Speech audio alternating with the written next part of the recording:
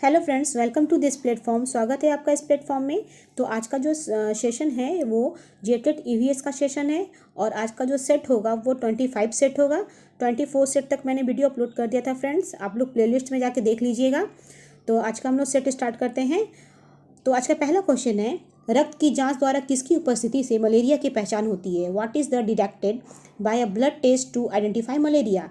लाल रक्त कोशिकाओं में मलेरिया परजीवी, या रक्त में क्षतिग्रस्त यकृत कोशिकाएं, या रक्त में मच्छर के लार्वे, या लाल रक्त कोशिकाओं में मच्छर के अंडे। तो इसका राइट आंसर ऑप्शन नंबर ए, यानी कि लाल रक्त कोशिकाओं में मलेरिया परजीवी यानी प्लाज्मोडियम। ठीक है, यहाँ पूछा जा रहा है मलेरिया की पहचान। तो मलेरिया की पहचान जो होता है ना कि रक्त की जांच करते समय अगर लाल रुधिर कणिका में मलेरिया परजीवी यानी प्लाज्मोडियम पाया जाता है तो उसमें मलेरिया होता है। इसलिए ऑप्शन नंबर ए जो बिल्कुल राइट आंसर है। अगला प्रश्न है, हाथियों के संबंध में निम्नलिखित कथन पढ़ें। वे बहुत आराम करते हैं, वे कम सोते हैं, वे कीचड़ और पानी में खेलना पसंद करते हैं, वे प्रतिदिन 20 ग्राम तक खा सकते हैं। निम्नलिखित में से कौन से कथन हाथियों के संबंध में सही है?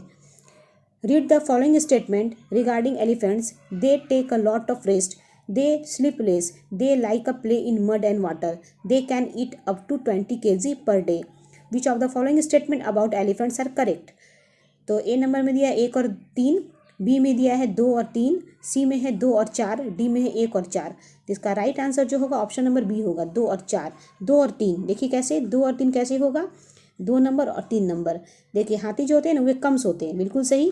वे कीचड़ और पानी में खेलना पसंद करते हैं, बिल्कुल सही। इसलिए ऑप्शन नंबर बी जो बिल्कुल राइट आंसर है। अगला प्रश्न है, किसके नेतृत्व में चिपको आंदोलन को बल दिया? Under whose leadership did the Chipko movement gain strength? Sundarlal Bahuguna, Amrita Devi Bishnoi, Medha Patkar, या ए के बनर्जी? इसका राइट आंसर होगा option number A, Sundarlal Bahuguna. ठीक है, चिपको आंदोलन एक पर्यावरण रक्षा का आंदोलन है। यह भारत के उत्तराखंड राज्य में किसानों ने वृक्षों की कटाई पर विरोध करने के लिए किया था। तो इस आंदोलन में स्त्रियां भारी संख्या में थी और इस आंदोलन में सुंदरलाल बहुगुणा को बल दिया गया। ठीक है, इसलिए ऑप्शन नंबर ए जो बिल्कुल राइट आंसर है।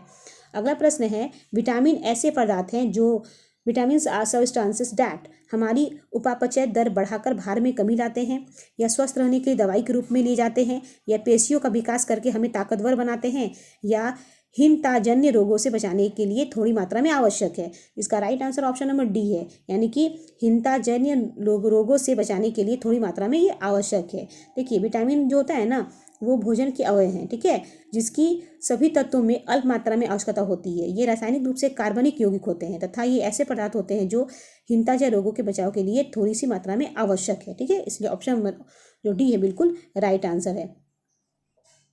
अगला प्रश्न है, ग्रामीण क्षेत्रों में गाय के गोबर से झोपड़ी की दीवारें और फर्श को लिपा जाता है। उन्हें in rural areas the walls and floors of huts are coated with cow dung too. कीटों को दूर करने के लिए, चिकनी और साफ बनाने के लिए, या खुरदरा बनाकर घर्षण बढ़ाने के लिए, या फर्श को प्राकृतिक रंग देने के लिए? तो इसका राइट आंसर होगा ऑप्शन नंबर बी, चिकनी और साफ बनाने के लिए। ठीक है, ग्रामीण क्षेत्र में गाय के गोबर से झोपड़ी के फर्श और दीवारों को इसलिए निपा जाता है ताकि वो साफ हो, चिकना रहे और उसमें कीड़े मकोड़े दिखाई न दे। इसलिए ऑप्शन नंबर बी बिल्कुल राइट आंसर है।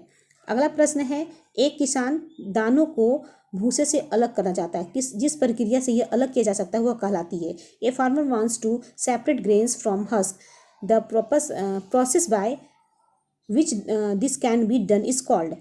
हस्तचयन, थ्रेशिंग, निष्पादन, या फसल की कटाई? तो इसका राइट आंसर होगा ऑप्शन नंबर बी, थ्रेशिंग। यानी कि किसान दानों को भूसे से जो अलग करेंगे तो उस प्रक्रिया को क्या कहेंगे? थ्रेशिंग कहा जाता है। ठीक है, यह मुख्यतः गेहूं को अलग करने में उपयोगी की जाती है, इसलिए बी नंबर ऑप्शन सही है। अगला प्रश्न है, विषम पता लगाएं। ठीक है, find the odd one out. चूहे, हिरन, प्लेटिपस, या कंगारू? इसका राइट आंसर जो होगा वो ऑप्शन नंबर सी होगा, प्लेटिपस। तो ये देखिए प्लेटिपस एकमात्र क्या है, ये जरायुज स्तनपायी है, स्तनपायी है जो अंडे देता है। ये क्या करता है? ये अंडे देता है। ठीक है, और अन्य सभी जो जरायुज होते हैं ना वो स्तनधारियों की तरह बच्चे को जन्म नहीं देते, लेकिन जो सी होगा यहाँ पे अलग होगा। ठीक है, अगला प्रश्न है, निम्नलिखित में से किस पौधे का तेल के स्रोत के रूप में उपयोग किया जाता है और उसकी पत्तियों का छत्ते बनाने के लिए उपयोग किया जाता है?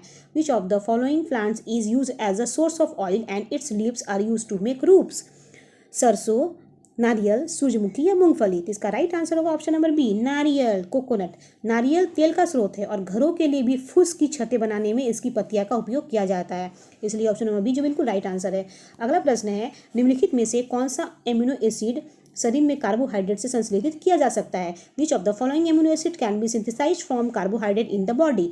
लाइसिन, वेलाइन, ल्यूसिन, ये एलानिन? तो इसका राइट आंसर जो होगा ऑप्शन नंबर डी होगा, एलानाइन। ठीक है, एलानाइन कैसे? देखिए यहाँ पे दिए गए जो विकल्प है उसमें एलानाइन अनावश्यक एमिनो एसिड है। क्या है? अनावश्यक।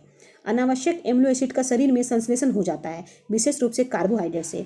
तो एमिनो जो होता है ना अम्ल, प्रोटीन के निर्माण खंड होते हैं, इसीलिए यहाँ पे पूछा गया है कि कौन सा एमिनो एसिड जो है, एमिनो एसिड शरीर में कार्बोहाइड्रेट से संश्लेषित किया जाता है।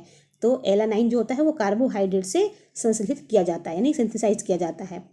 अगला प्रश्न है, निम्नलिखित में से कौन से खाद्य पदार्थ हमारी हड्डियों और दांतों के निर्माण में सहायता करते हैं? Which of the following food item help in the formation of our bones and teeth? खमीर, मूंगफली, बांस, दूध, अंडे की जर्दी, मछली, दूध, सोयाबीन, आंवला, अंडे की जर्दी, मांस, टमाटर? तो इसका राइट आंसर होगा ऑप्शन नंबर बी, दूध, अंडे की जर्दी और मछली। देखिए दूध, पनीर हो गया, मक्खन हो गया, अंडे की जर्दी हो गया, मछली हो गया, कॉड लिवर हो गया, ऑयल हो गया, और हरे पत्तेदार सब्जी जो हो गया ना, वो कैल्शियम आदि विटामिन के अच्छे स्रोत हैं और ये पोषक तत्व हमारी हड्डियों और दांतों के निर्माण में सहायता करते हैं, इसलिए ऑप्शन नंबर बी जो बिल्कुल राइट आंसर है। अगला प्रश्न है, निम्नलिखित में से कौन सी स्थितियां बच्चों में रिकेट्स और वयस्कों में ऑस्टोमेलेसिया का कारण बनती है? Which of the following conditions cause rickets in childrens and osteomalacia in adults? Vitamin D का कम सेवन, विटामिन सी का कम सेवन, विटामिन सी का अत्यधिक सेवन, या विटामिन डी का अत्यधिक सेवन? इसका राइट आंसर होगा ऑप्शन नंबर ए, विटामिन डी का कम सेवन, यानी विटामिन डी की कमी से बच्चों में रिकेट्स नाम का बीमारी होता है और एडल्ट्स में ऑस्टोमेलेसिया नाम की बीमारी होती है। ठीक है, विटामिन डी जो होता है ना शरीर में कैल्शियम और फास्फोरस के अवशोषण में सहायता करता है और ये हड्डियों और दांतों को स्वस्थ रखने के लिए आवश्यक है। इस प्रकार विटामिन डी की शरीर में कमी से कैल्शियम की कमी हो जाती है और हड्डियां कोमल हो जाती है और वो मुड़ जाती है और क्या विरूपित हो जाती है। ठीक है, इसलिए ऑप्शन नंबर ए जो बिल्कुल राइट आंसर है। अगला प्रश्न है, क्या होगा यदि वह व्यक्ति जो तैराकी नहीं जानता मृत सागर में गिर जाता है? What will happen if a person who does not know how to swim falls into a dead sea? उस पर तैरता रहेगा, तुरंत डूब जाएगा, पहले उसका शरीर गहराई में चला जाएगा फिर ऊपर आ जाएगा, पहले वो तैरेगा फिर धीरे धीरे उसका शरीर समुद्र के गहराई में डूब जाएगा। तो इसका राइट आंसर होगा ऑप्शन नंबर ए, उस पर तैरता रहेगा। देखिए मृत सागर में बहुत अधिक मात्रा में नमक होता है। क्या होता है अधिक मात्रा में? वहाँ पे नमक होता है, यानी लगभग 1 लीटर पानी में लगभग कितना होगा? 300 ग्राम। 300 ग्राम क्या होगा? नमक वहाँ पे होगा, यानी स्वाद में बहुत कड़वा होगा। मृत सागर का पानी बहुत खारा होता है। जो व्यक्ति तैरना नहीं जानता इस समुद्र में नहीं डूबता और पानी में तैरते रहता है, इसलिए ऑप्शन नंबर जो ए बिल्कुल राइट आंसर है। अगला प्रश्न है, दोपहर के भोजन अवकाश के बाद पर्यावरण अध्ययन पढ़ाते समय आप यह पाते हैं कि बच्चे पाठ में रुचि नहीं ले रहे हैं, तो आप क्या करेंगे? After the lunch break while teaching environmental studies you find that children are not interested in the lesson, what will you do? बच्चों से कहेंगे कि वे डेस्क पर सिर रखकर आराम करें, या पाठ को रोचक बनाने के लिए बहुआयामी बुद्धि पर आधारित दृश्य श्रव्य सामग्री का प्रयोग करेंगे, या प्रकरण को तुरंत बदल देंगे, या बच्चों को बाहर मैदान में खेलने के लिए ले जाएंगे? इसका राइट आंसर है ऑप्शन नंबर बी, पाठ को रोचक बनाने के लिए बहुआयामी बुद्धि पर आधारित दृश्य सामग्री का प्रयोग करेंगे। यानी कि दोपहर के भोजन अवकाश के बाद अगर शिक्षार्थी पर्यावरण अध्ययन में रुचि नहीं लेते हैं तो पाठ को रोचक बनाने के लिए शिक्षक को पाठ से संबंधित बहुआयामी बुद्धि पर आधारित द्रव श्रव्य सामग्री का प्रयोग करना चाहिए, इसलिए ऑप्शन नंबर बी बिल्कुल राइट आंसर है। अगला प्रश्न है, पर्यावरण अध्ययन के शिक्षक के रूप में आप बच्चों को चिड़ियाघर ले जाने की योजना बनाते हैं। आप बच्चों को निम्नलिखित में से कौन सी गतिविधि कराने की अनुमति नहीं देंगे? As an environmental studies teacher you plan to take children to the zoo. Which of the following activities will you not allow the children to do? चिड़ियाघर के विभिन्न जानवर कौन सा भोजन खाते हैं यह पता लगाना, या चिड़ियाघर में जिन जानवरों को भी देखेंगे उनकी फोटो एकत्रित करेंगे, या चिड़ियाघर में उन्होंने जो देखा उसका चित्र बनाने के लिए उसके ड्राइंग की कॉपी को साथ ले जाना, या चिड़ियाघर के जानवरों के लिए बहुत सारी खाने की सामग्री ले जाना? इसका राइट आंसर होगा ऑप्शन नंबर डी, चिड़ियाघर के जानवरों के लिए बहुत सारी खाने की सामग्री ले जाना। तो ये वाला अनुमति नहीं देंगे। ठीक है, अगला प्रश्न है, घरसीसर क्या प्रसिद्ध है? For what is Gharsisar famous? अपने किलों के लिए प्रसिद्ध है कि अपने झीलों के लिए कि अपने बगीचों के लिए, अपने सीढ़ीनुमा कुओं के लिए? तो इसका राइट आंसर होगा ऑप्शन नंबर बी, अपने झीलों के लिए। देखिए घरसीसर जैसलमेर राजस्थान में राजा गदसी द्वारा 650 वर्ष, यानी कि कब 650 वर्ष पहले बनाया गया था। ठीक है, ये पहले बनाया गया स्थान है। सर का मतलब होता है झील, सर का मतलब क्या होता है? झील। ठीक है, यह स्थान घाटों यानी पानी की ओर ले जाने वाली सीढ़ियों के साथ और अलंकृत बरामदों से घिरी आपस में जुड़ी हुई झीलों का संग्रह है। इसलिए ऑप्शन नंबर बी जो बिल्कुल राइट आंसर है। अगला प्रश्न है, मीरा और दिव्या छोटी लड़कियां हैं। ठीक है, मीरा समोसे, कटलेट और डबल रोटी खाना पसंद करती है, जबकि दिव्या ऐसा भोजन पसंद करती है जिसमें लौह तत्व की कमी है। मीरा और दिव्या को निम्नलिखित बीमारियों में से क्रमशः कौन सी बीमारी होगी? Meera and Divya are little girls. Meera likes eat samosa, cutlet and bread, while Divya likes food that is deficient in iron. What disease will Meera and Divya respectively get from the following? Scurvy और एनीमिया, एनीमिया और रतौंधी, मोटापा और anaemia, मोटापा और scurvy. इसका right answer होगा option number C, मोटापा और एनीमिया। देखिए, मीरा के समोसे या चॉकलेट या डबल रोटी, ये कटलेट आदि के खाने से क्या होता है ना, उसका मोटापा बढ़ेगा। और दिव्या के आयरन की कमी होने से, यानी कि लौह चीज़ की कमी होने से क्या होगा, वो लौह चीज़, बिना लौह चीज़ वाला पसंद करती है, तो उसके अंदर हीमोग्लोबिन की कमी आ जाएगी, तो उसे एनीमिया हो सकता है। इसलिए ऑप्शन नंबर सी जो बिल्कुल राइट आंसर है। अगला प्रश्न है, नींबू साधारण पानी में डूब जाता है लेकिन नमकीन पानी में तैरता है, क्योंकि? Lemon sink in normal water but float in salty water because. नींबू का घनत्व नमकीन पानी में कम हो जाता है, या नमकीन पानी का घनत्व साधारण पानी के घनत्व से अधिक होता है, या साधारण पानी का घनत्व नमकीन पानी के घनत्व से अधिक होता है, या नींबू का घनत्व नमकीन पानी में अधिक हो जाता है। इसका राइट आंसर होगा ऑप्शन नंबर बी, नमकीन पानी का घनत्व तो साधारण पानी के घनत्व से अधिक होता है। यानी कि नींबू साधारण पानी में डूब जाता है लेकिन नमकीन पानी में तैरता रहता है, क्योंकि नमकीन पानी का घनत्व क्या होगा, साधारण पानी के घनत्व से ज़्यादा होता है, अधिक होता है। इसलिए ऑप्शन नंबर बी जो बिल्कुल राइट आंसर है। अगला प्रश्न है, पके हुए चावल रेफ्रिजरेटर में अपेक्षाकृत लंबे समय तक परीक्षित किए जा सकते हैं, क्योंकि cooked rice can be preserve for a relatively longer time in a refrigerator because. Refrigerator में कुछ ऐसे रसायन होते हैं जो रोगाणु को नष्ट कर देते हैं। कम तापक्रम पर रोगाणु क्या होते हैं, निष्क्रिय हो जाते हैं, या रोगाणु कम तापक्रम पर नष्ट हो जाते हैं। कम तापमान पर क्या होता है, भोजन का नमी तत्व घट जाता है, नमी तत्व। ठीक है, इसका राइट आंसर जो होगा वो ऑप्शन नंबर बी होगा, कम तापमान पर रोगाणु निष्क्रिय हो जाते हैं। यानी कि पके हुए चावल रेफ्रिजरेटर में बाहर रखे रहने की अपेक्षाकृत अधिक समय तक ठीक बना रहता है, क्योंकि इसका कारण है कि कम तापमान पर चावल को खराब करने वाले रोगाणु निष्क्रिय हो जाते हैं। ठीक है, इसलिए ऑप्शन नंबर बी जो बिल्कुल ये सही आंसर है। अगला प्रश्न है, प्राकृतिक आपदा से प्रभावित होने के बाद एक देश से दूसरे देश में प्रवेश करने वाले लोगों का मामला क्या है? What is the case of people entering one country from another after being affected by natural disaster? आप्रवासन, विध्वंस, उत्प्रवास या हस्तांतरण। इसका राइट आंसर जो होगा वो ऑप्शन नंबर आपका ए होगा, यानी कि आप्रवासन। आप्रवासन एक दूसरे देश से के अंदर लोगों के आवागमन को कहते हैं, आगमन को संदर्भित करता है। यानी एक देश क्या होगा, मतलब कि एक देश से दूसरे देश में प्रवेश करने का। ठीक है, इसलिए ऑप्शन नंबर ए जो बिल्कुल राइट आंसर है। अगला प्रश्न है, भैंस की पीठ पर अक्सर बगुला यानी इग्रेड पक्षी बैठा दिखाई देता है। ऐसा इसलिए होता है कि क्योंकि बगुला and egret birds is often seen sitting on the back of buffalo. This happens because the egret घास में पाए जाने वाले कीट खाता है, या भैंस की पीठ पर बैठकर गाना गाना पसंद करता है, या उड़ने के बाद थोड़ा आराम करता है, या भैंस की पीठ पर परजीवी कीट खाता है। इसका राइट आंसर होगा ऑप्शन नंबर डी, भैंस की पीठ पर परजीवी कीट खाता है। यानी कि बगुला यानी इग्रेट एक परजीवी है। ठीक है, इग्रेट एक परजीवी है, इसलिए वह क्या करता है, भैंस की पीठ पर लगे कीड़ों को अपना भोजन बनाता है, और इसलिए वो भैंस की पीठ पर बैठता है। ठीक है, इसलिए ऑप्शन नंबर डी जो बिल्कुल राइट आंसर है। अगला प्रश्न है, निम्नलिखित में से कौन सा प्राथमिक विद्यालय में पर्यावरण अध्ययन पढ़ाने का उद्देश्य निरूपित है? Which of the following represent the purpose of teaching environmental studies in primary school? विद्यालय में बच्चों के अनुभव को बाहरी दुनिया से जोड़ना होता है, कि बच्चों को तकनीकी शब्दावली परिभाषा से परिचित करना होता है, या पर्यावरण अध्ययन से संबंधित तकनीकी शब्दों का आकलन करना होता है, या अपने ज्ञान का विस्तार करने के लिए बच्चों को सूचना देना कि उन्हें कौन सी पुस्तक पढ़नी चाहिए? इसका राइट आंसर है ऑप्शन नंबर ए, विद्यालय में बच्चों के अनुभव को बाहरी दुनिया से जोड़ना होता है। इसलिए ऑप्शन नंबर ए जो बिल्कुल राइट आंसर है। अगला प्रश्न है, क्वथन यानी उबलना और वाष्पीकरण में अंतर है। The difference between boiling and evaporation is. क्वथन में द्रव्य से वाष्प में परिवर्तन देखा जा सकता है, जबकि वाष्पीकरण देखा नहीं जा सकता। क्वथन में जल की अवस्था बदल जाती, जबकि वाष्पीकरण में नहीं। वाष्पीकरण किसी भी तापमान पर हो सकता है जबकि क्वथन नहीं।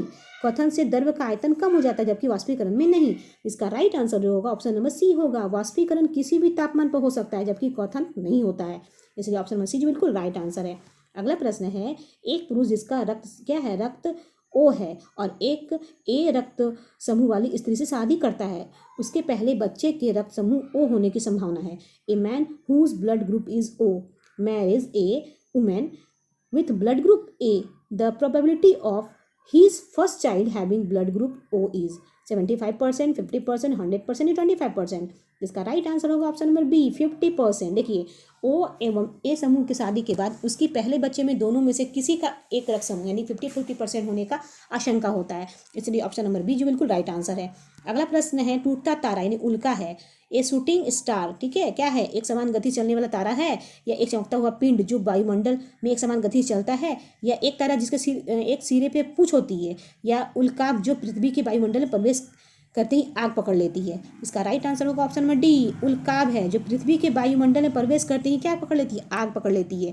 यानी टूटता तारा एक प्रकार का पिंड होता है जो बहुत तेजी से वायुमंडल में प्रवेश करता है और वायु में घर्षण बल लगने के कारण आग पकड़ लेता है, इसलिए ऑप्शन नंबर डी जो बिल्कुल राइट आंसर है। ठीक है, अगला प्रश्न है, प्राथमिक स्तर पर आकलन में शामिल होना चाहिए। At a primary level assessment should include, छोटे बच्चों को उत्तीर्ण तथा अनुत्तीर्ण की श्रेणी में के अंतर्गत आंकने के लिए प्रत्येक सप्ताह गृह कार्य और कक्षा कार्य या शिक्षक द्वारा सतत और असंरचनात्मक तरीके से किए गए अवलोकन को बच्चों और अभिभावकों के साथ बांटना या प्रत्येक सप्ताह औपचारिक परीक्षाएं और खेल तथा उन्हें प्रगति पत्र में दर्ज करना या अर्धवार्षिक और वर्ष के अंत में वार्षिक परीक्षाएं लेना। ठीक है, तो इसका राइट आंसर जो होगा ऑप्शन नंबर बी होगा।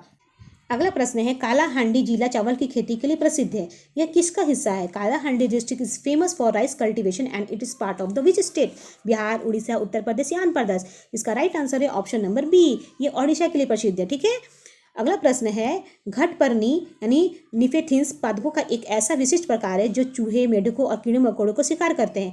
इस पादप से एक विशेष गंध निकलती है जो इन जीवों को अपनी ओर आकर्षित करती है। हमारे देश में ये पादप कहाँ पाया जाता है, मणिपुर में कि मिजोरम में कि असम में कि मेघालय में। इसका राइट आंसर है ऑप्शन नंबर डी, मेघालय में। ठीक है, अगला प्रश्न है, निम्नलिखित में से जानवरों की वह सूची चुनिए जो हमारे घरों में रहते हैं। Select the list of animals that live in our houses from the following, मकड़ी, चूहा, कॉकरोच, छिपकली, मकड़ी, छिपकली, कॉकरोच, कबूतर, कॉकरोच, चींटी, चूहा, चमगादड़, या चूहा, मकड़ी, छिपकली या गिलहरी। इसका राइट आंसर होगा ऑप्शन नंबर ए, चूहा। ये चूहा हो गया, मकड़ी हो गया, कॉकरोच हो गया, छिपकली हो गया, ये जो होते हैं ना हमारे घरों में रहते हैं। ठीक है, इसलिए ऑप्शन नंबर ए जो बिल्कुल राइट आंसर है। अगला प्रश्न है, पेट्रोलियम से प्राप्त उत्पादों के समूह को चुनिए। Select the group of product obtain from petroleum, petrol, diesel, biogas, मोम, कोलतार, ग्रीस, पेट्रोल, केरोसिन, चारकोल या एलपीजी, पेट्रोल या बायोगैस। इसका राइट आंसर है ऑप्शन नंबर बी, मोम, कोलतार और ग्रीस, ये जो है ना पेट्रोलियम से प्राप्त क्या है, उत्पादक है। ठीक है, अगला प्रश्न है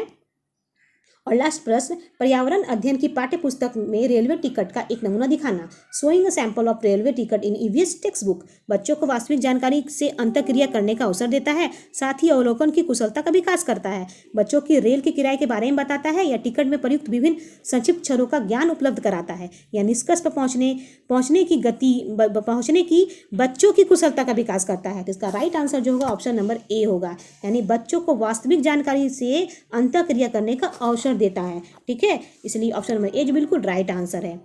तो फ्रेंड्स, आज का सेशन यहीं पे समाप्त होता है, ये 25 सेशन। तो अगले सेशन में फिर 26 सेट लेकर के मैं आऊँगी ईवीएस का। तो वीडियो अच्छा लगे जरूर कमेंट कीजिए, लाइक कीजिए और चैनल को सब्सक्राइब कीजिए। तो आज के लिए इतना ही, टेक केयर एंड बाय।